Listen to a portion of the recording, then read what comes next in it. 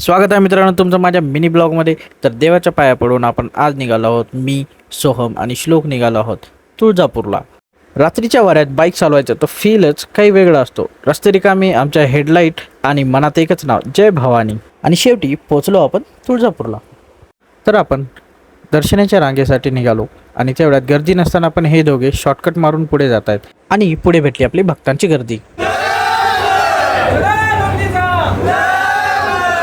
रात्री शांत वातावरण, देवीचं दर्शन म्हणजे एक स्वर्गीय अनुभव. तिचं दर्शन घेताना असं वाटतं की सगळे प्रश्न, सगळे चिंता, सगळं काही तिच्या चरणी विसरलं जातं. आणि हा आहे देवीचा पलंग. दर्शन घेऊन बाहेर पडलो आणि आज होता देवीचं सीमे उल्लंघन. त्यासाठी आम्ही लवकरच निघालो होतो, कारण की रात्रीनंतर भक्तांची गर्दी होते. आम्ही जागा घेऊन व्यवस्थित बसलो आणि त्यानंतर पालखी यायला 3 घंटे होते. तेवढ्यात सोहम पण झोपी गेला आणि काही वेळानंतर भक्तांचा जल्लोष स्टार्ट झाला आणि तेच आम्हाला समजलं की देवीची पालखी आली आहे.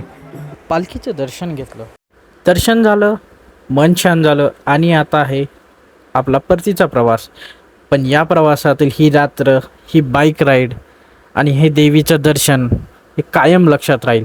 तर असाच होता हा आमचा तुळजाभवानी मातेचा दर्शन. जय तुळजाभवानी.